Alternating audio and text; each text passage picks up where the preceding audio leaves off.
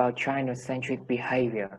The U.S. administration, under Donald Trump's leadership, held a conference in the White House.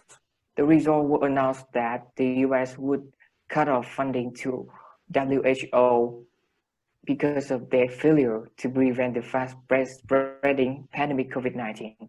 According to the records, the U.S. was in the position of the biggest donor to United Nations Agency for Global Health. However, the US government accused the WHO of colluding with China, who was misleading the world about the severity of this coronavirus. Trump also blamed the WHO for missing the call in the early days of the crisis and suggested it had been gone long with Beijing's efforts to play down its seriousness. Trump claimed that had the United Nations Health Agency done a better job investigating the early reports coming out of China, the outbreak could have been contained and millions of lives could have been saved. President Trump, can you explain to us why the US divert funds from WHO to another health organization? There's something I've got to tell you. The WHO failed in its basic duty and must take the responsibility for this thing. And the US would be reviewing the WHO's actions to stop the virus before making any decision on resuming aid. Do you think it is an appropriate solution during the outbreak? I hold the view that this is an evaluation period, but in the meantime, we are putting a hold on of funds going to the World Health Organization. You have tweeted about China-centric. So do you have any comments about this? I'm afraid I have some bad news. The WHO seems to come down the side of China. They didn't see what was going on in Wuhan. How don't you see it? That's terrible. Fortunately, I turned down their advice on keeping our borders open to China early on. Why did they give us such a faulty recommendation? And they were wrong. They've been wrong about a lot of things. They seem to be very China-centric. They missed the call. They could have called it months earlier. They would have known, and they should have known, and they probably did know.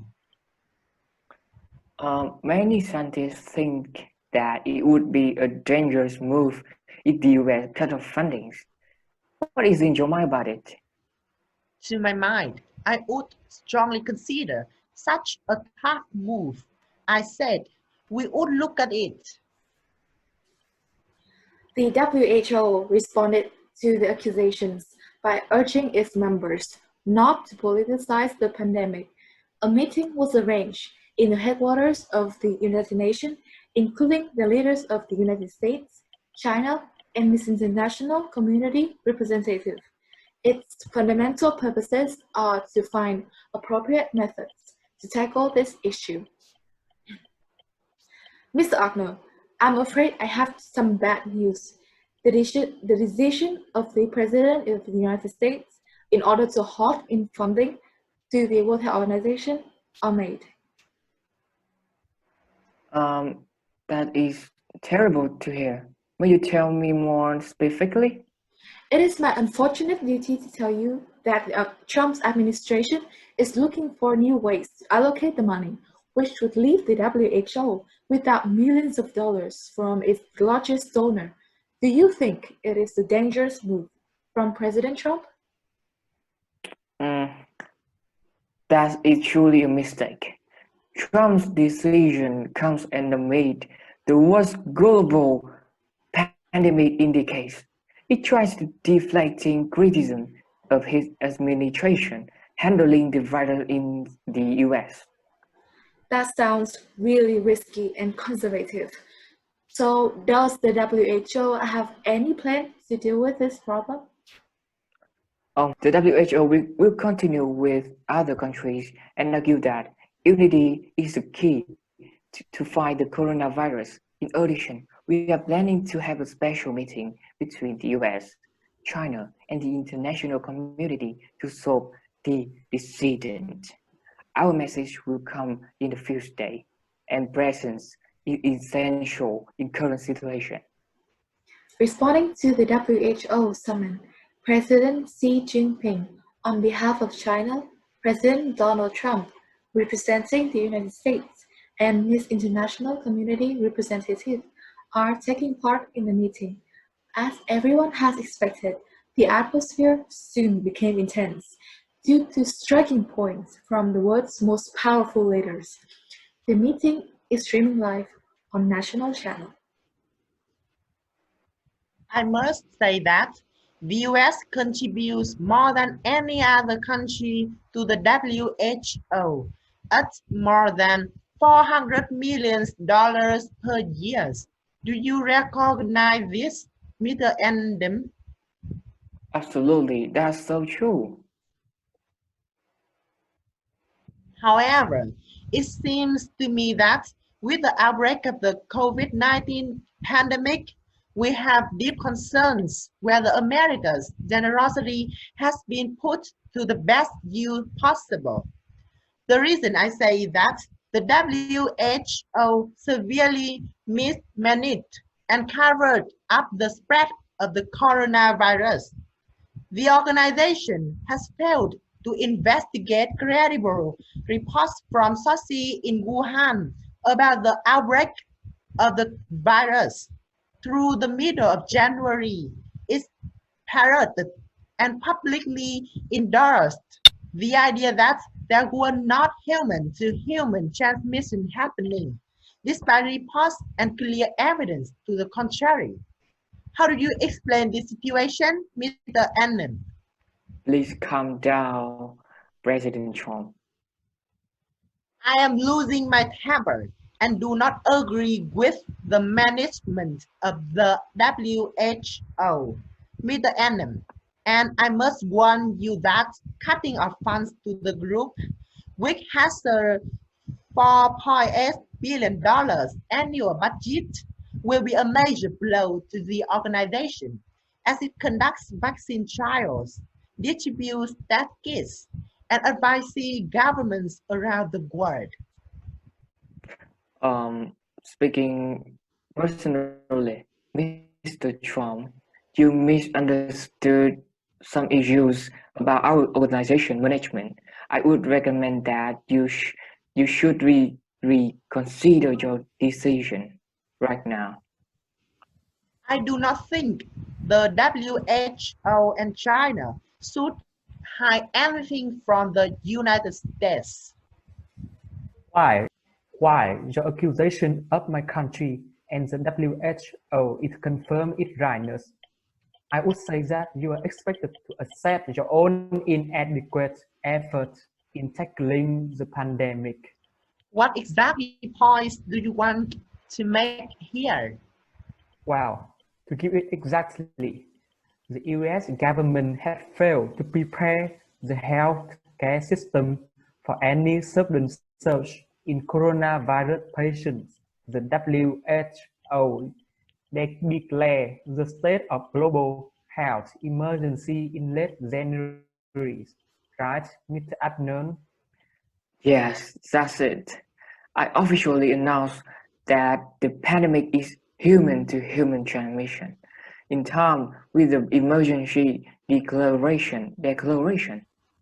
At that time, you were still downplaying the disease and even drawing misleading comparisons of it to the seasonal flu until the explosion of cases in the US came out in March.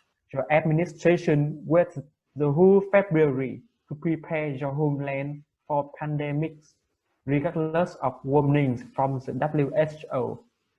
I totally agree with Presidency. You cannot blame the WHO for the severe situation in the US currently. It's because of you. The mismanagement of the pandemic and the covering up of it. Only efforts of the US are not enough. You still believe that my country covered up the virus? I admit that there was a short delay in announcing its human-to-human transmission due to lack of evidence, but then everything is made public. We hide nothing. Also, China has made every effort to control the spread of the virus, from travel restriction, social distancing, to lockdown, regardless of our economic loss, to prevent its global transmission. President Trump, I remember that you used to hail China on combating the virus on Twitter. Yeah, Yes, he tweeted it a few times ago. Here, China has been working very hard to contain the coronavirus. The United States greatly appreciates their efforts and transparency. It will all work out well. In particular, on behalf of the American, I want to thank President Xi. Do you remember? yes. But things have changed. I have to put your collaborative attitude into consideration now. The act of United States have received arguable comments from international community. Some stated their understanding towards the decision, but others expressed their uncertainty. Is it the right time to pull the fund from the WHO? During the pandemic, we very much doubt it. Once we have finally turned the page on this epidemic, there must be a time to look back fully to understand how such a disease emerged and spread its devastation so quickly across the globe, and how all these involved reacted to crisis. I want to add that 4 weeks before the WHO declared coronavirus outbreak a global emergency, Taiwan tried to ward the word of the novel virus that could possibly transfer from humans to humans. However, the warnings were ignored, and I believe it is the WHO action of putting China's politics first. WHO had denied a chance to take early actions, and that is unacceptable. WHO should change their policy to put humans' lives before political arrangements. The US government is the one responsible for the uncontrolled outbreak inside their border. Was there more drastic measures to tackle the virus rather than just calling it a common flu? Millions of lives and jobs could have been saved. Their government should take this as an experience considering the price of underestimating potential dangers. After having official announcements from both the US and China, and the international community had raised several arguments, let's listen to what the people have to say to the voice of international community representative. Sir, that is not the time for any further dispute. You all know that the pandemic is still out of control and is putting millions of lives in danger.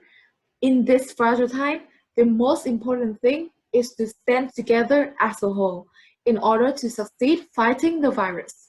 It requires solidarity among every country and organization, especially the United States, China, and the WHO.